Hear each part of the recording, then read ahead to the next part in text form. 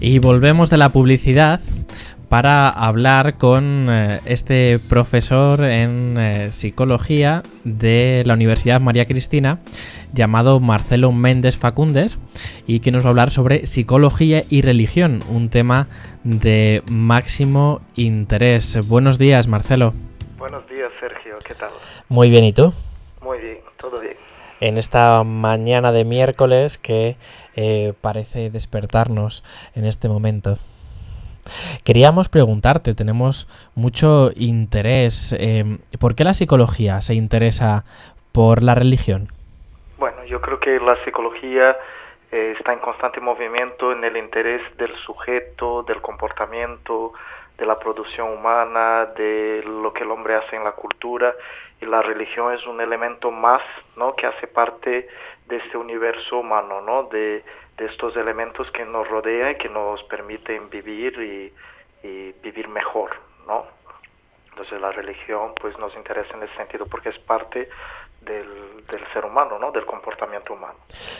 La religión y los textos de esta índole han dado mucho conocimiento. Quizás eran los primeros que comenzaron a pensar lo que era el humano, lo que era la persona a lo largo de los siglos.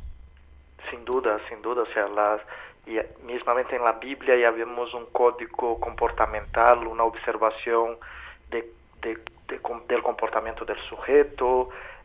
Luego, todos, si pensamos desde un punto de vista más amplio, ¿no?, los textos sagrados de alguna manera es un tratado acerca del comportamiento humano, ¿no?, y de cómo el ser humano se tiene que convertir en sujeto, ¿no?, cómo el ser humano se puede sujetar, ¿no?, en esta dinámica de la vida, ¿no? Entonces la religión está muy cerca, ¿no?, de la psicología, aunque desde lo académico creemos que está muy lejos, ¿no?, quizás por la influencia de los estudios que hemos tenido en psicología durante mucho tiempo, ¿no?, en sociología también, que han dado un tinte a la religión quizás desde un punto de vista más patológico, más alienante. Pero si rascamos un poco más y vamos más allá de estos textos, podemos ver que la psicología y la religión están mucho más cerca de lo que parece. Podría ser que desde la psicología o lo científico diga, no, esto es religión, esto no tiene que ver con el humano, esto no es académico. No, cuando lo que tú nos dices es, si buscamos un poco más, nos damos cuenta de que habla del humano. Saramago decía, se me ocurrió mientras que te escuchaba, que la Biblia es un manual de malas prácticas. Si uno quiere aprender algo negativo, que lea la Biblia, ya verá todas las hazañas, asesinatos, odios y envidias. Bueno, quizás como la vida misma, no lo sé. Claro, no, pero fíjate, yo me encanta Saramago, pero en estoy en completo desacuerdo con él, porque yo creo que es un manual de lo humano, ¿no? Malas y buenas prácticas. Sí que es verdad que ya la historia ya empieza mal. Caín mata a Abel, se expulsa a Adán y Eva del paraíso y todas estas cosas que es visto como algo malo, ¿no?, la envidia, pero eso es humano, ¿no?, y esto es parte de nosotros, y leer esto y aprender de esto quizás nos permita no hacerlo. Entonces no creo que sea un manual de modelo malo, ¿no? O sea, quizás ver determinados conflictos nos permita tener distancia y perspectiva, ¿no?, y aprender con eso. Y aparte hay otras cosas, ¿no? Hay la historia de David y Jonatas, que es una historia preciosa, y la historia, bueno, están las cartas de Pablo, o sea que realmente hay mucho más que malas praxis, ¿no? Marcelo, ¿y qué temas te interesan dentro de esta disciplina? A mí lo que últimamente me tiene ocupado es el tema de las curas, ¿no?, milagrosas, los procesos de conversión, y en qué medida la religión ayuda en el afrontamiento, ¿no?, de la ansiedad y el estrés, ¿no? Es una línea de investigación que se está haciendo en muchas universidades, ¿no?, de intentar ver en qué medida la religión es un elemento que ayuda a vivir, ¿no?, y en qué medida ayuda a que las personas tengan mejor salud, ¿no?, entendiendo como salud cuidado, ¿no?, porque si nos remontamos a la palabra cura, cura en latín significa cuidarse, ¿no? Entonces, cuando uno se cura es porque ha aprendido a cuidarse de sí mismo, ¿no? Entonces, la religión quizás tenga un papel importante en esto, ¿no? Del cuidado, ¿no? De que uno aprende de alguna manera dentro de determinadas religiones, de determinadas prácticas religiosas, a cuidarse, ¿no? De otra manera, ¿no? Por ejemplo, en el budismo podemos ver pues toda la cuestión de la meditación, de la respiración. En las religiones protestantes más contemporáneas, pues toda la cuestión de los hábitos de salud. Bueno, hay muchas religiones que tienen mucho que decir acerca de cómo cuidarse, ¿no? O sea, traduciendo al lenguaje científico, de cómo curarse, ¿no? Entonces, ¿no estarás de acuerdo en esa frase de Marx, que creo recordar, que decía, la religión es el opio del pueblo? No, para nada. Para nada. Creo que, bueno, hay determinadas religiones que sí tienen un tono alienante, que no permite, ¿no?, que el sujeto esté en conexión con la realidad, le aísla, ¿no?, de la red social, pero quizás mi visión es un poco más optimista, ¿no? O sea, quizás mi foco, ¿no?, mi mirada es más hacia esta parte de la religión que ayuda, ¿no?, a las personas a vivir, ¿no? Porque quizás esto es el foco de la psicología contemporánea, ¿no?, de mirar lo positivo, de mirar lo que nos ayuda y intentar crecer con esto y construir con esto, ¿no? Porque ¿de qué nos sirve pensar que es un instrumento alienador? Bueno, sirve como una reflexión, pero si nosotros ahora lo que queremos hacer es instrumentalizar la cultura para transformarla en elementos que nos ayude y nos permita hacer psicología de una manera más optimista, yo creo que esta frase no nos sirve. No nos serviría. Por lo tanto... Respecto a Marx, claro, porque voy a hablar de Marx, ¿no? La religión ayudaría, ¿no?, en el desarrollo psíquico. ¿Pero hay consenso en esto o es la valoración que tú has hecho? No, para nada, no hay consenso. No hay consenso. A ver, pues cuéntanos. Como nada en psicología, ¿no? Y fíjate, las propias orientaciones psicológicas funcionan como una especie de religión, ¿no? Están los psicoanalistas peleándose con los conductistas peleándose con los cognitivistas peleándose con los psicoanalistas, como que hay un discurso casi religioso, ¿no?, en todo eso de la psicología, ¿no? Decir, yo tengo la verdad y la verdad es esta y solo se actúa desde esta verdad, ¿no? Y imagínate si nosotros estamos todavía con este pensamiento tan pequeño, ¿no? ¿Cómo pensar que hay un consenso acerca de lo religioso? Para nada, no hay consenso. Yo puedo hablar desde donde yo pienso, desde donde yo me intereso, pero realmente para nada no hay consenso en esto. Los estudios que hacéis desde las universidades, ¿en qué consisten? ¿Qué tipo de estudios son para ver si la religión ayuda o al contrario al ser humano? Bueno, depende un poco de los centros de investigación. Por ejemplo, en Estados Unidos son mucho más experimentalistas, entonces trabajan con escalas que miden actitud religiosa, escalas que miden estrategias de afrontamiento aprendidas dentro de la religión para manejarse mejor dentro del estrés.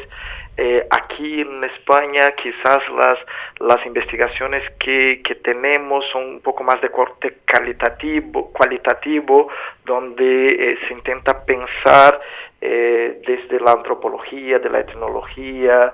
Por ejemplo, hay un estudio muy interesante en la Universidad de Sevilla, si no me equivoco, de una antropóloga que trabaja las religiones pentecostales en el proceso de integración de la cultura gitana, de los inmigrantes. La Universidad de Barcelona también tiene estudios con estas apreciaciones. Entonces, bueno, depende, ¿no? Depende un poco, ¿no? Pero es porque todavía es una línea de investigación muy pequeñita, ¿no? No estamos hablando de una línea de investigación que tenga mucho espacio, ¿no? Todavía. La religión siempre ha sido un espejo desde el que mirar el amor, la sexualidad. Después los sacerdotes hablan mucho de estos temas basados en ese libro sagrado, si nos refiriésemos a la religión que más conocemos, la cristiana. ¿Por qué se habla tanto de sexualidad y de amor en la Biblia?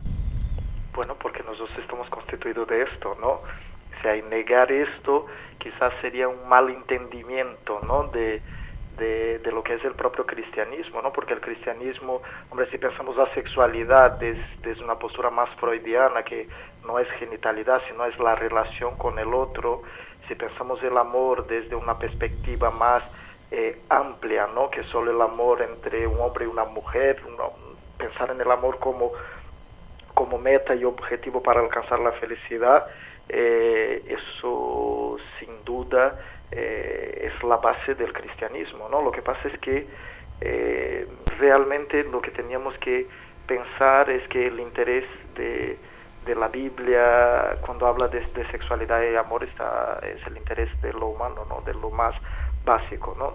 De la dinámica humana, ¿no?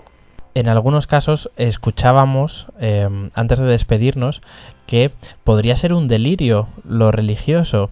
Es decir, podría ser un gran delirio. Me imagino que con esta afirmación no estarás de acuerdo. Para nada, porque el delirio está en el discurso religioso, está en el discurso corriente, está en la política, está presente en muchos discursos, ¿no? El delirio está presente en el arte y está presente en todo el discurso, ¿no? En todos los tipos de discurso, no solo en el discurso religioso, ¿no? Entonces, categorizar el discurso religioso como delirio sería reducir demasiado, pero no negando que eso está presente, pero está presente en el discurso religioso y en todos los tipos de discurso, ¿no? Uh-huh. Muy bien, pues somos más sabios después de haber hablado contigo. Nos ha gustado mucho el poder charlar y conversar, y estás invitado a nuestro programa cuando tú gustes. Muchas gracias, Sergio. Pues estamos en contacto. Hasta la próxima. Hasta la próxima.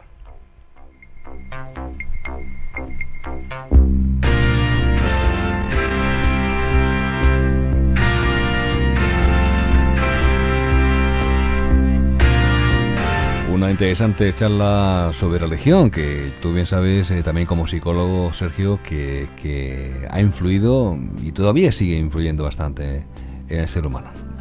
La religión influye e influirá, es el querer averiguar, el querer saber, el preguntarse sobre temas trascendentales como puede ser la muerte, el amor o el sexo. La religión nos salva de pensar la sexualidad y de pensar la muerte, porque ya está resuelto. Si te metes dentro del sistema de creencias, está resuelto. Entonces, el ser humano, cuando hay algo que se lo dan resuelto, descansa, y es una forma de encontrar ese descanso, y es un camino para muchas personas, para muchos de nosotros. Hay otros caminos también por despejar y por averiguar.